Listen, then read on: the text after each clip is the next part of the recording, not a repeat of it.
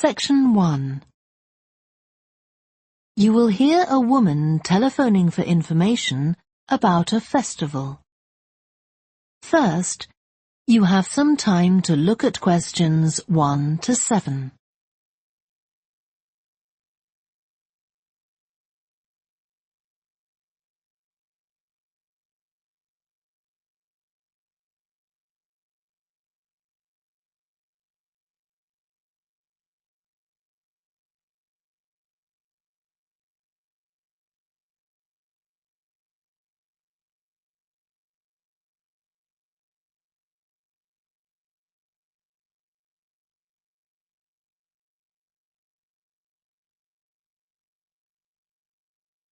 You will see that there is an example that has been done for you. On this occasion only, the conversation relating to this will be played first. Good morning, Stretton Festival box office. How can I help you? Oh, hello. My family and I are on holiday in the area, and we've seen some posters about the festival this week. Could you tell me about some of the events, please? Of course. First of all, are there still tickets available for the jazz band on Saturday? There are, but only £15. The £12 seats have all been sold. The man says that tickets are available for £15, so 15 has been written in the space. Now we shall begin. You should answer the questions as you listen, because you will not hear the recording a second time. Listen carefully and answer questions 1 to 7. Good morning, Stretton Festival box office. How can I help you? Oh, hello. My family and I are on holiday in the area, and we've seen some posters about the festival this week. Could you tell me about some of the events, please? Of course. First of all, are there still tickets available for the jazz band on Saturday? There are, but only £15. The £12 seats have all been sold. OK, and the venue is the school, isn't it? Yes, that's right. The secondary school. Make sure you don't go to the primary school by mistake. And there's an additional performer who isn't mentioned on the posters. Carolyn Hart is going to play with the band. Oh, I think I've heard her on the radio. Doesn't she play the oboe or flutes or something? Yes, the flute. She usually plays with symphony orchestras, and apparently this is her first time with a jazz band. Well, I'd certainly like to hear her. Then the next thing I want to ask about is the duck races. I saw a poster beside a river. What are they exactly? Well, you buy a yellow plastic duck, or as many as you like. They're £1 each. And you write your name on each one. There'll be several races, depending on the number of ducks taking part. And John Stevens, a champion swimmer who lives locally, is going to start the races. All the ducks will be launched into the river at the back of the cinema. Then they'll float along the river for 500 metres, as far as the railway bridge. And are there any prizes? Yes. The first duck in each race to arrive at the finishing line wins its owner free tickets for the concert on the last night of the festival. You said you can buy a duck. I'm sure my children will both want one. They're on sale at a stall in the market. You can't miss it. It's got an enormous sign showing a couple of ducks. OK, I'll go there this afternoon. I remember walking past there yesterday. Now, could you tell me something about the flower show, please? Well, admission is free, and the show is being held in Bythwaite Hall. Sorry, how do you spell that? Bythwaite.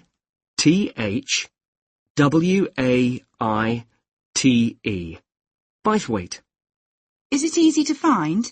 I'm not very familiar with the town yet. Oh, you won't have any problem. It's right in the centre of Stretton. It's the only old building in the town, so it's easy to recognise. I know it. I presume it's open all day. Yes, but if you'd like to see the prizes being awarded for the best flowers, you'll need to be there at 5 o'clock. The prizes are being given by a famous actor, Kevin Shapless. He lives nearby and gets involved in a lot of community events. Gosh, I've seen him on TV. I'll definitely go to the prize giving. Right. Before you hear the rest of the conversation, you have some time to look at questions 8 to 10.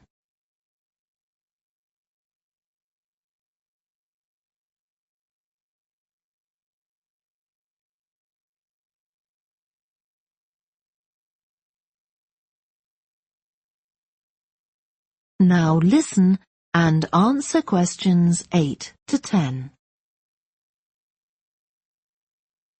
I've seen a list of plays that are being performed this week, and I'd like to know which are suitable for my children and which ones my husband and I might go to. How old are your children? 5 and 7. What about The Mystery of Muldoon? That's aimed at 5 to 10-year-olds. So if I take my children, I can expect them to enjoy it more than I do? I think so.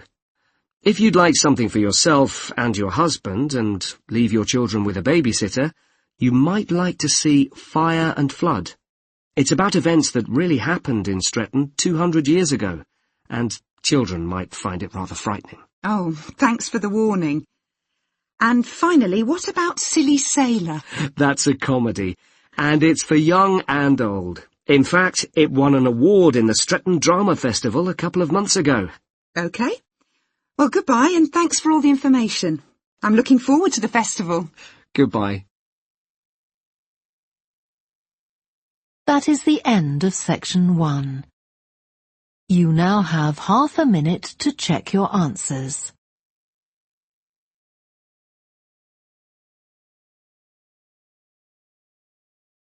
Section 2. You will hear a guide at an art museum talking to a group of visitors. First, you have some time to look at questions 11 to 16.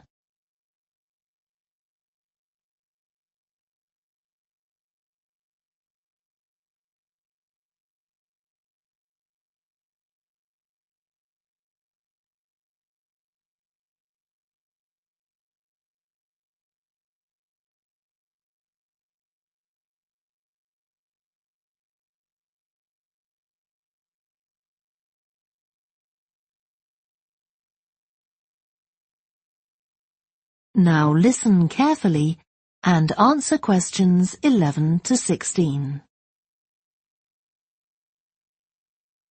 Good morning and welcome to the museum, one with a remarkable range of exhibits which I'm sure you'll enjoy.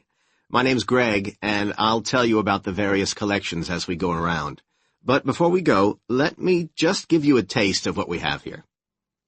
Well, for one thing, we have a fine collection of 20th and 21st century paintings, many by very well-known artists. I'm sure you'll recognize several of the paintings. This is the gallery that attracts the largest number of visitors, so it's best to go in early in the day before the crowds arrive. Then there are the 19th century paintings. The museum was opened in the middle of that century, and several of the artists each donated one work to get the museum started, as it were. So they're of special interest to us. We feel closer to them than to other works. The sculpture gallery has a number of fine exhibits, but I'm afraid it's currently closed for refurbishment. You'll need to come back next year to see it properly, but a number of the sculptures have been moved to other parts of the museum. Around the World is a temporary exhibition. You've probably seen something about it on TV or in the newspapers.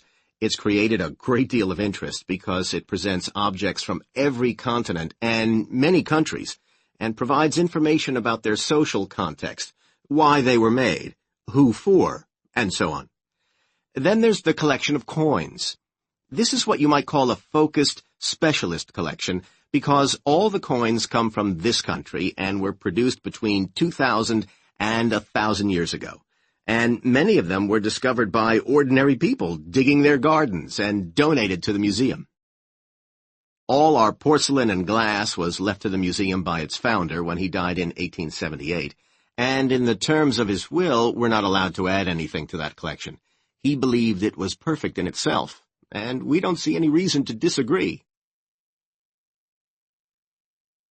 Before you hear the rest of the talk, You have some time to look at questions 17 to 20.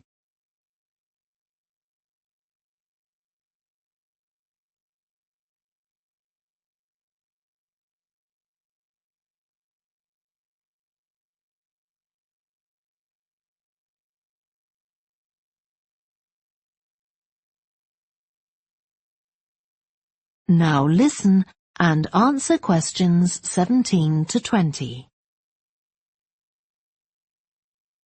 Okay, that was something about the collections, and now here's some more practical information, in case you need it. Most of the museum facilities are downstairs in the basement, so you go down the stairs here. When you reach the bottom of the stairs, you'll find yourself in a sitting area, with comfortable chairs and sofas, where you can have a rest before continuing your exploration of the museum. We have a very good restaurant which serves excellent food all day in a relaxing atmosphere. To reach it, when you get to the bottom of the stairs, go straight ahead to the far side of the sitting area, then turn right into the corridor. You'll see the door of the restaurant facing you. If you just want a snack or if you'd like to eat somewhere with facilities for children, we also have a cafe. When you reach the bottom of the stairs, you'll need to go straight ahead, turn right into the corridor, and the cafe is immediately on the right. And talking about children, there are baby-changing facilities downstairs. Cross the sitting area, continue straight ahead along the corridor on the left, and you and your baby will find the facilities on the left-hand side. The cloakroom, where you should leave coats, umbrellas, and any large bags, is on the left-hand side of the sitting area. It's through the last door before you come to the corridor. There are toilets on every floor, but in the basement, they're the first rooms on the left when you get down there. Okay, now if you've got anything to leave in the cloakroom, please do that now, and then we'll start our tour. That is the end of section 2. You now have half a minute to check your answers.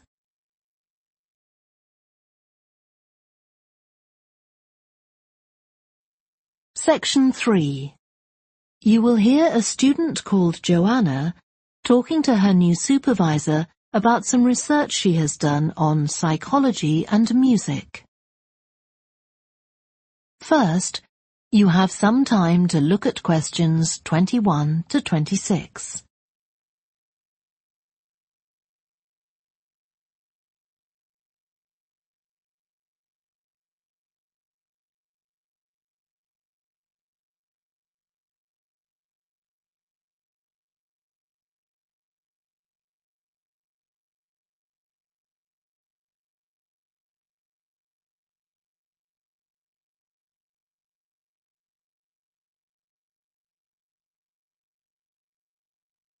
Now listen carefully and answer questions 21 to 26. Hi, Joanna. Good to meet you. Now, before we discuss your new research project, I'd like to hear something about the psychology study you did last year for your master's degree. So, how did you choose your subjects for that? Well, I had 6 subjects, all professional musicians and all female. 3 were violinists, and there was also a cello player and a pianist and a flute player. They were all very highly regarded in the music world, and they'd done quite extensive tours in different continents, and quite a few had won prizes and competitions as well. And they were quite young, weren't they? Yes, between 25 and 29. The mean was 27.8. I wasn't specifically looking for artists who'd produced recordings, but this is something that's just taken for granted these days, and they all had. Right. Now, you collected your data through telephone interviews, didn't you? Yes. I realised if I was going to interview leading musicians, it'd only be possible over the phone because they're so busy. I recorded them using a telephone recording adapter. I'd been worried about the quality, but it worked out all right. I managed at least a 30-minute interview with each subject, sometimes longer. Did doing it on the phone make it more stressful? I thought it might. It was all quite informal though, and in fact they seemed very keen to talk. And I don't think using the phone meant I got less rich data. Rather the opposite, in fact. Interesting. And you were looking at how performers dress for concert performances? That's right. My research investigated the way players see their role as a musician and how this is linked to the type of clothing they decide to wear. But that focus didn't emerge immediately.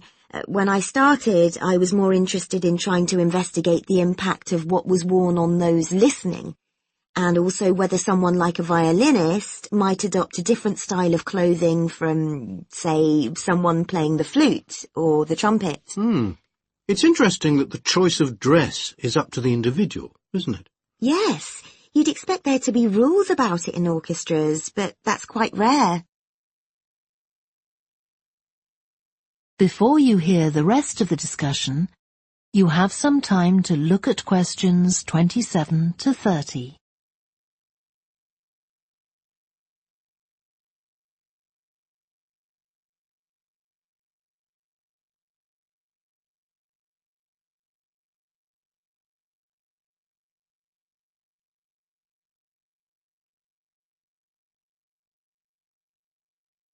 Now listen and answer questions 27 to 30. You only had women performers in your study. Was that because male musicians are less worried about fashion? I think a lot of the men are very much influenced by fashion, but in social terms the choices they have are more limited. They'd really upset audiences if they strayed away from quite narrow boundaries.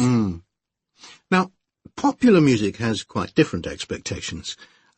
Did you read Mike Frost's article about the dress of women performers in popular music? No. Well, he points out that a lot of female singers and musicians in popular music tend to dress down in performances and wear less feminine clothes, like jeans instead of skirts. And he suggests this is because otherwise they'd just be discounted as trivial. But you could argue they're just wearing what's practical. I mean, a pop music concert is usually a pretty energetic affair. Yes, he doesn't make that point, but I think you're probably right. I was interested by the effect of the audience at a musical performance when it came to the choice of dress. The subjects I interviewed felt this was really important. It's all to do with what we understand by performance as a public event. They believed the audience had certain expectations, and it was up to them as performers to fulfill these expectations, to show a kind of esteem. They weren't afraid of looking as if they'd made an effort to look good. I think in the past, the audience would have had those expectations of one another too, but that's not really the case now. Not in the UK, anyway. No. And I also got interested in what sports scientists are doing too, with regard to clothing. Musicians are quite vulnerable physically, aren't they? Because the movements they carry out are very intensive and repetitive, so I'd imagine some features of sports clothing could safeguard the players from the potentially dangerous effects of this sort of thing. Yes, but musicians don't really consider it. They avoid clothing that obviously restricts their movements, but that's as far as they go.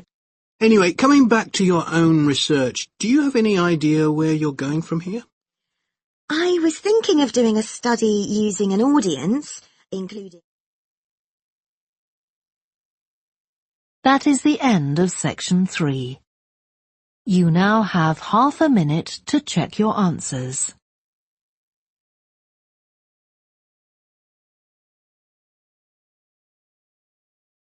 Section 4.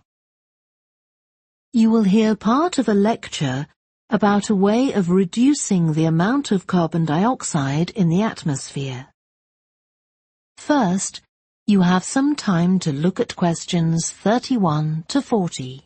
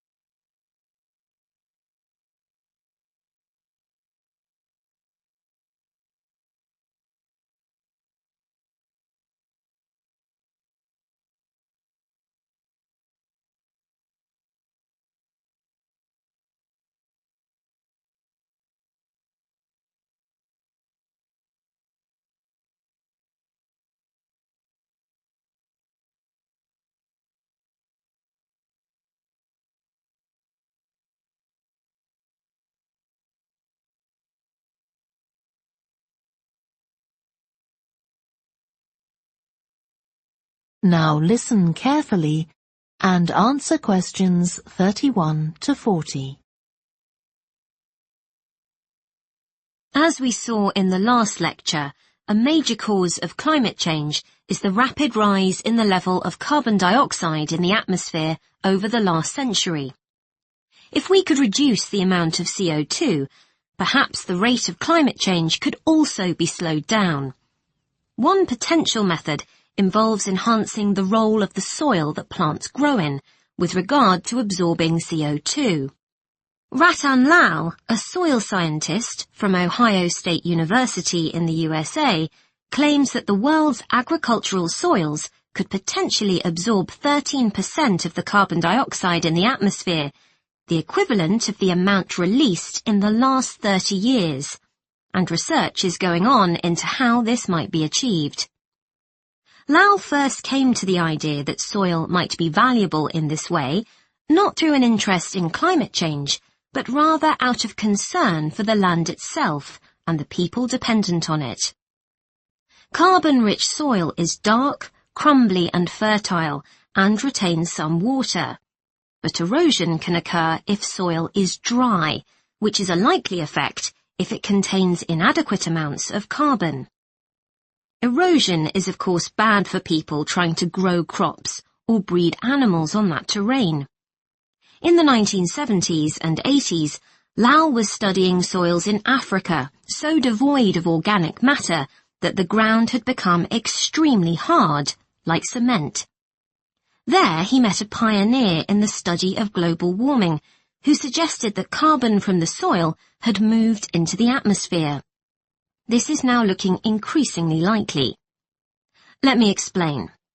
For millions of years, carbon dioxide levels in the atmosphere have been regulated, in part, by a natural partnership between plants and microbes, tiny organisms in the soil.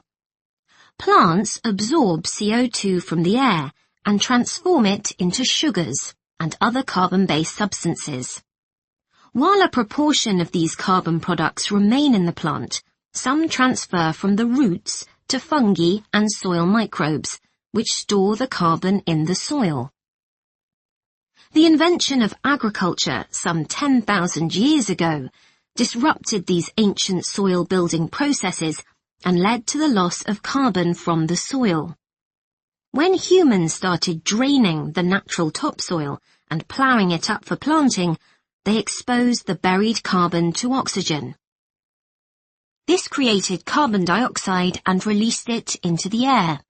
And in some places, grazing by domesticated animals has removed all vegetation, releasing carbon into the air.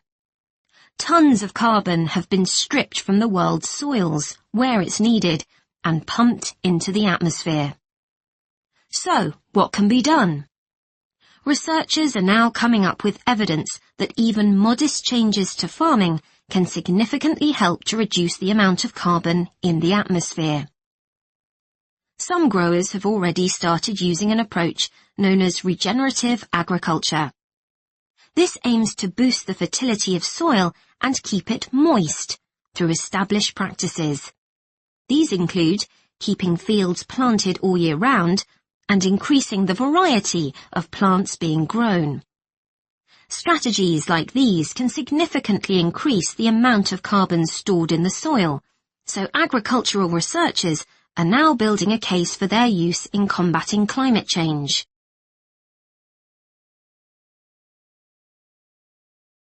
One American investigation into the potential for storing CO2 on agricultural lands is taking place in California. Soil scientist Wendy Silver of the University of California, Berkeley, is conducting a first-of-its-kind study on a large cattle farm in the state. She and her students are testing the effects on carbon storage of the compost that is created from waste, both agricultural, including manure and corn stalks, and waste produced in gardens, such as leaves, branches, and lawn trimmings. In Australia, soil ecologist Christine Jones is testing another promising soil enrichment strategy. Jones and 12 farmers, are working to build up soil carbon by cultivating grasses that stay green all year round. Like composting, the approach has already been proved experimentally. Jones now hopes to show that it can be applied on working farms and that the resulting carbon capture can be accurately measured. It's hoped in the future that projects such as these will demonstrate the role that farmers and other land managers can play in reducing the harmful effects of greenhouse gases. For example, in countries like the United States, where most farming operations use large applications of fertilizer, changing such long-standing habits will require a change of system. Ratan Lal argues that farmers should receive payment, not just for the corn or beef they produce, but also for the carbon they can store in their soil. Another study being carried out. That is the end of section 4. You now have half a minute to check your answers.